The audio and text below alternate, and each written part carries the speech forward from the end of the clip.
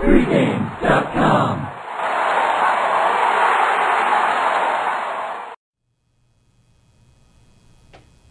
Sunday night football, Indianapolis Colts travel to the Still City to play the Pittsburgh Steelers. Scott, have you ever seen as much hype off of one game as we've had for Andrew Luck last week? No, not at a preseason game. You know, maybe Tim Tebow with Denver when he got on that little run, but as far as preseason, never in my life have I seen a rookie quarterback play 2 quarters of football or whatever he played, less than that, and receive this much attention. You know, obviously they put up some numbers. They scored, a ton of points, 38 points last week. Let's remember something. They played the St. Louis Rams. The Rams are bad. They won 2 games last year, and that was with their quarterback. The Colts won 2 games when they didn't have Peyton Manning. So not a good team. I think it's an overreaction, and I know a lot of people feel differently on this, but I am old school. I got to see more than one game. I've always said nobody is as good as their best game, nor are they as bad as their worst game.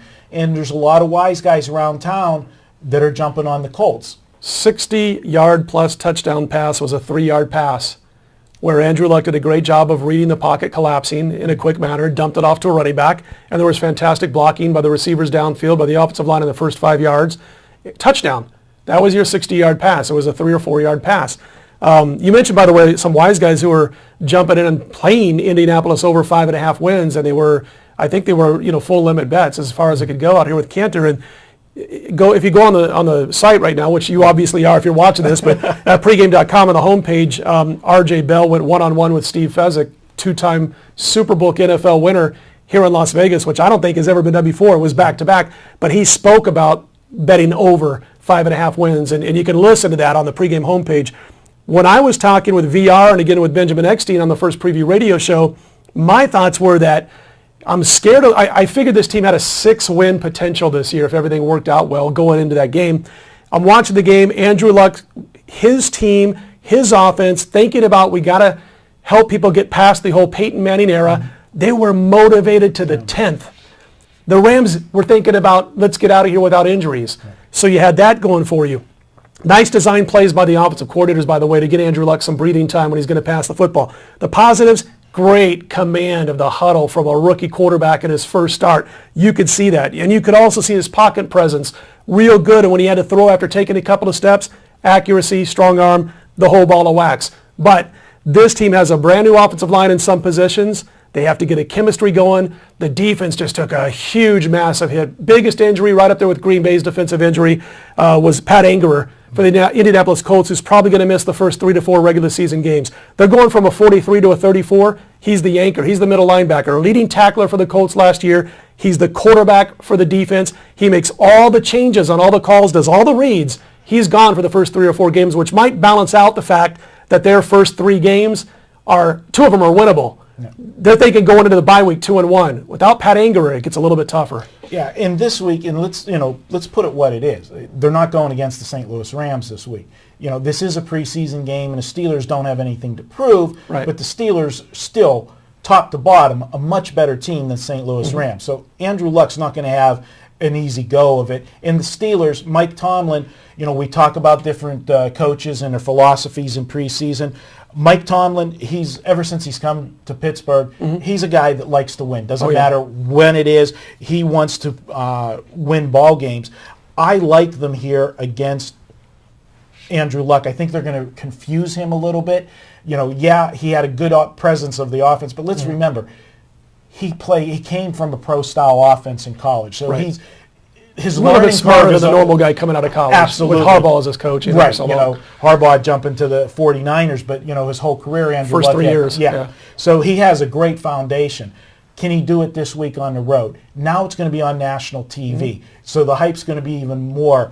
You know what else comes into play here? I swear to God, nobody's going to come in here right now and maybe say, unless we get an ex-player that says you are absolutely right.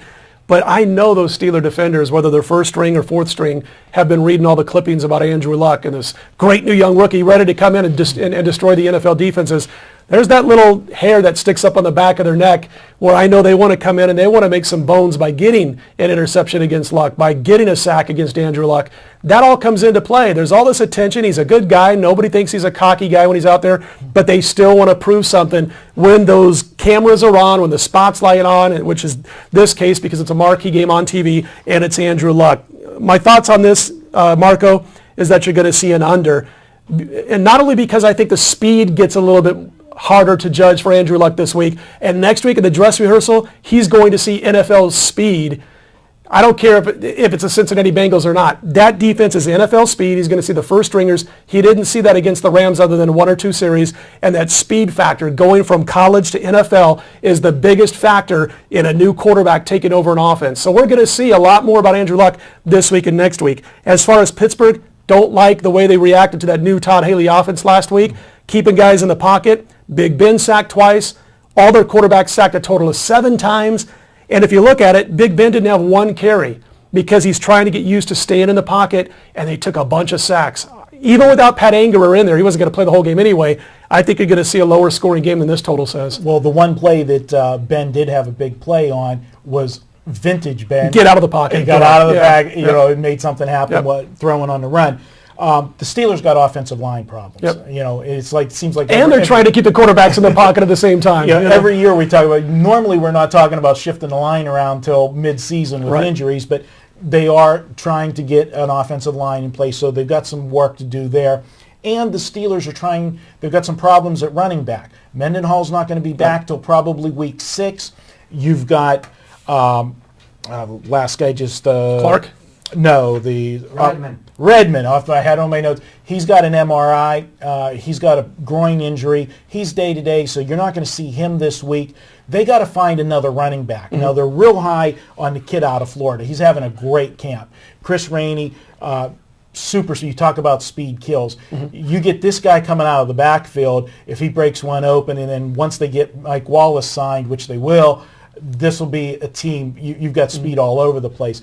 Look for him to get a lot of runs, and they're going to look at these other running backs to try to establish who they're going to have going into the regular season without having Mendenhall for a while. So I agree with what you're saying on the under. I think the Steelers' focus is they're learning this. They have to get the running game going too to protect what they're trying to do with the quarterback now. Absolutely, I agree. So that's going to take, if you're running the ball, it's going to shorten the game. You've got Andrew Luck.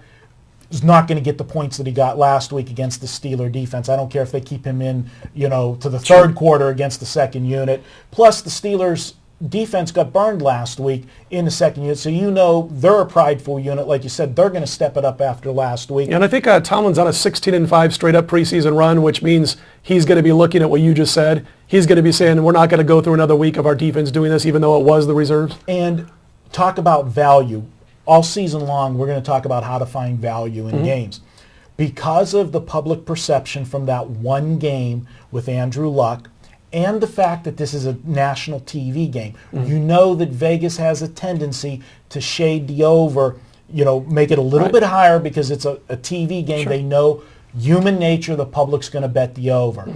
Add that to the Andrew Luck factor. I think this line is too high for a preseason game, and I'm going to look. I agree with you. I look to the under in this one. This is your play, and I'll throw you a little stat. Entering this year, Tomlin's record was 7-13 to the under in preseason football entering this season. See, we don't always disagree. No, not always. Well, when you're on the right side. I like it. So there you go. This is your play. Scott says to take the under. I'm going to go ahead and give him the agreement. I agree with it. Take the under on Sunday Night Football. We're going to be back next week. We'll be covering all the football action once again.